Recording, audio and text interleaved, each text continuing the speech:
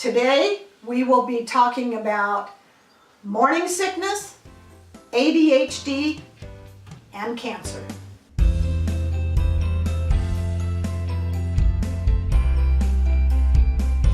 You don't need to be afraid. You can handle this, and here's how you do it. The Ask Dr. Mom Show. Welcome to the Ask Dr. Mom Show, episode 4. Since the questions for this episode are going to cause me to jump into the deep end of the pool, I want to throw out a little disclaimer before we get started today. I am not a medical doctor, therefore I cannot diagnose, prescribe, or treat. However, due to the fact that we have freedom of speech in this country, I can share my experiences and my thoughts on different topics.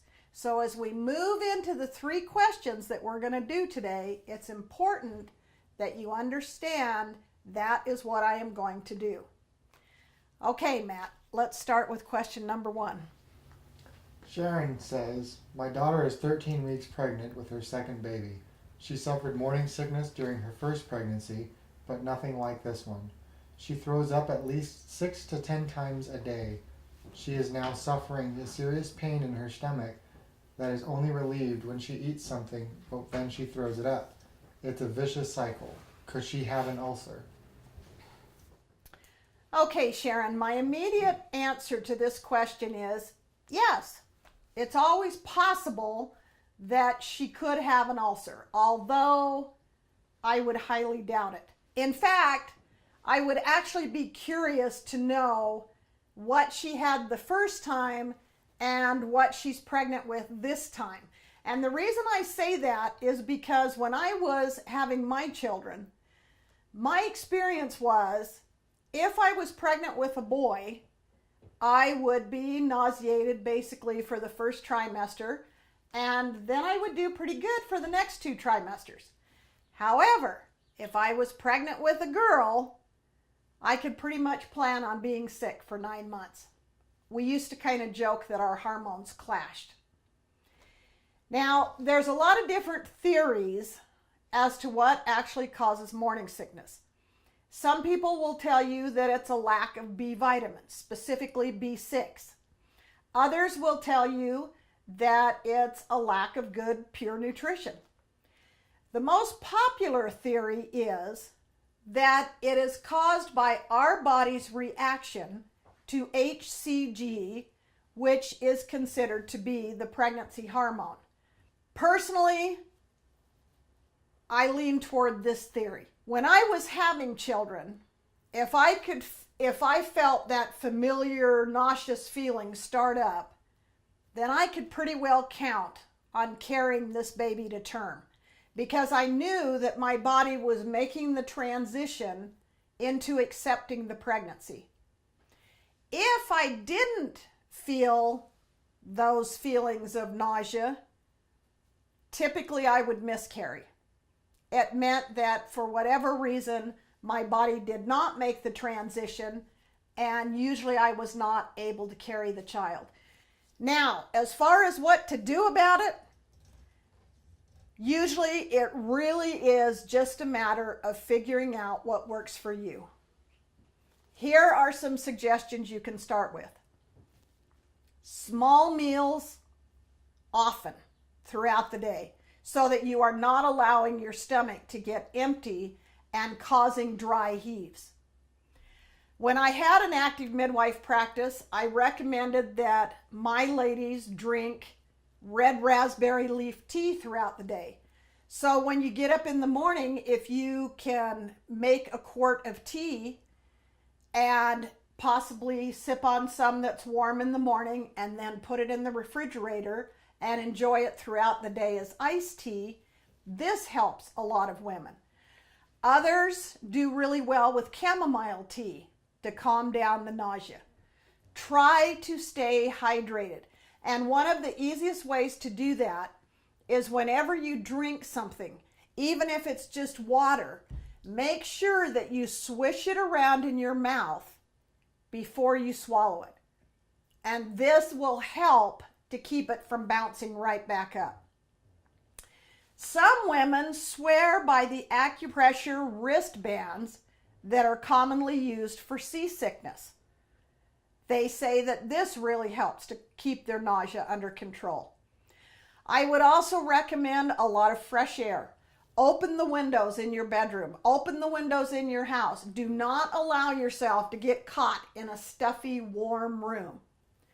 Some women have had a lot of luck, or I shouldn't call it luck, but they have benefited from taking 25 milligrams of B6 3 times a day. Taking a good natural prenatal supplement, such as the Mama Bear's prenatals, will help make sure that you're getting all of the nutrients you need. The last suggestion I would make is try using this nausea tea. Use 1 teaspoon of cloves, 1 teaspoon of turkey rhubarb powder, 1 teaspoon of cinnamon, and an ounce of cut spearmint. Simmer the first 3 herbs in a pint of water for 5 minutes. Pour it over the spearmint. Put a lid on it and let it infuse until it's cool. Strain it, and then try using 2 tablespoons to 1/4 cup every half hour to see if that will help relieve it. So, for women with morning sickness, having been there myself, my heart goes out to you. It is a rough time, but the good news is your body has made the transition. Chances are you will carry this child to term. It only lasts for a few months and is well worth the price when it's over. Matt, what do we have for question number 2? Jamie says, in the video on ADHD, it talks about diet. How long typically does it take to see a change? We've been the parent you describe in the video with our just turned 8-year-old. We tried medication as a last resort, and he had a horrible reaction, up to 26 hours with hallucinations. We already use EO in our everyday life. Thanks for any direction you might have. Oh, Jamie, I'm so sorry you had to go through that experience with the pharmaceuticals. The length of time that it takes to see changes is going to depend on how drastic the changes are that you're making, how extensive the damage is, and how long this has been going on. For anyone who knows me well, they know that this topic is very near and dear to my heart because I have lived with ADHD my entire life, personally. So I can tell you that with these incredible, beautiful children, that they want to please you, they want to get things under control for themselves, and they want to be productive. Now, as far as direction goes, if this was my child, one of the very first things I would do is eliminate the animal products in the diet. And I know the minute I say this, there is going to be a huge uproar over meat and dairy and all of these different things. So, before we get into the controversy, let's just think logically for a minute. First off, the reason that I am saying this is because most of us go to the local grocery store to buy our meat, dairy, eggs, cheese, whatever it is that we're purchasing. Now, the majority of the animals have been pumped full of steroids, hormones, immunizations, pesticides, antibiotics, anything to get them to grow fast and live long enough to make it to the slaughterhouse. So when we ingest these products, we are taking in all of the chemicals that have been pumped into these animals, and it plays havoc with our chemistry, especially in a young child whose brain is still developing. Scientists are saying now that our brain is not fully mature until around the age of 25 years. So when we're talking about an 8-year-old, they are still in the early stages of brain development. If I was going to head in a direction diet-wise, this would probably be one of the first changes that I would make. Another suggestion I would throw out there is that there is an excellent book entitled Disconnected Kids, which was written by Dr. Robert Melillo. I hope I'm pronouncing that correctly. Melillo.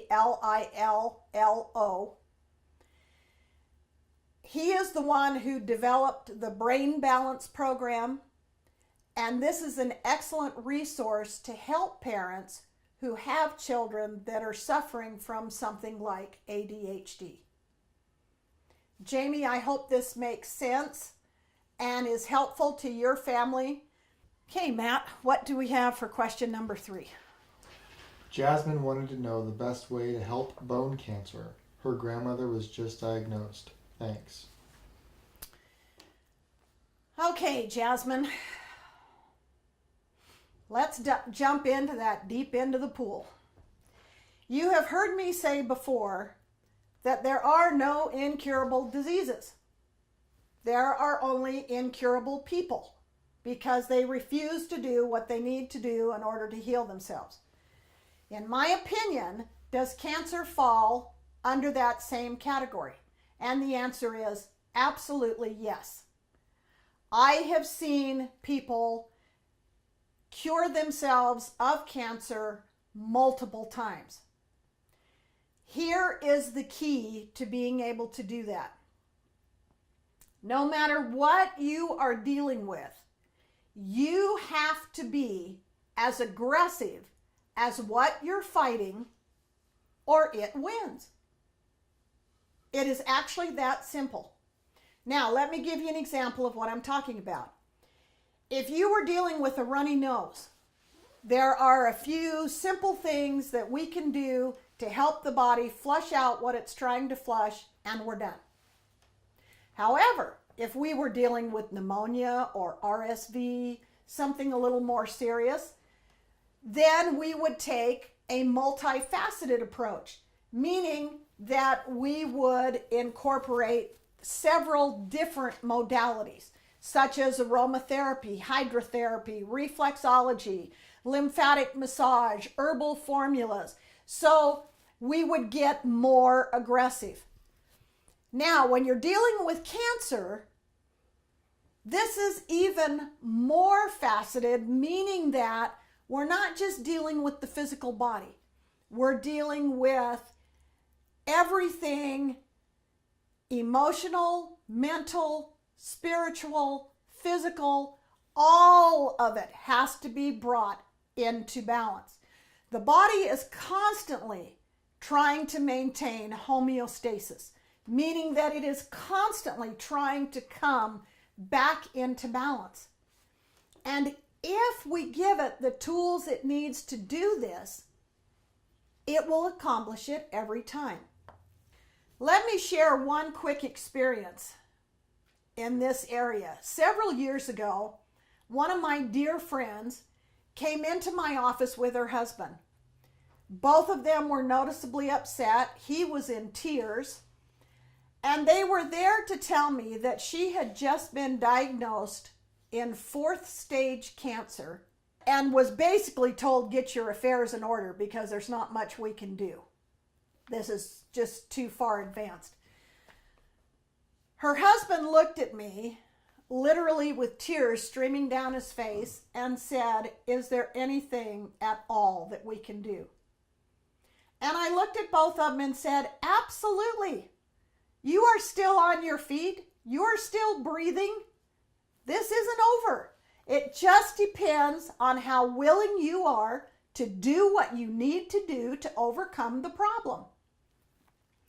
Well, in her particular case, she went to the Optimal Health Institute in San Diego for 3 weeks, where she could isolate herself and go on a completely raw vegan program to cleanse and nourish her body.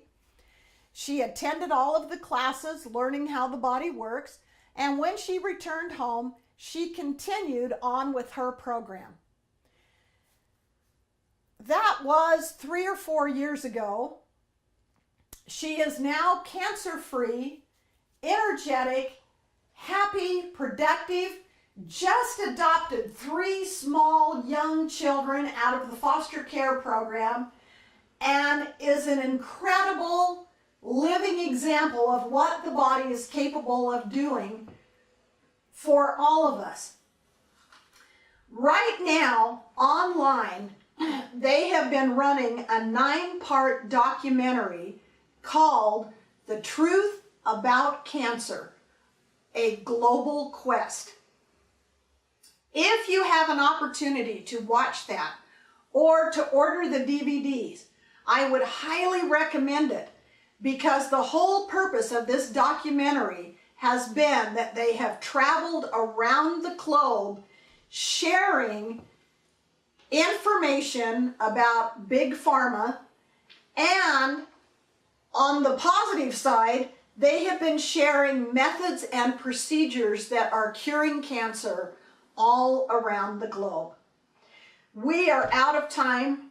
This has been the Ask Dr. Mom show. I am Sandra Ellis, and I want to send out a challenge this week that you incorporate one new thing into your life that's going to help improve your health.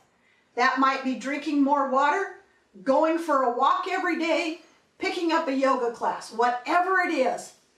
Do one thing this week that is going to improve your health, and if you will, send me a note and let me know how you're doing.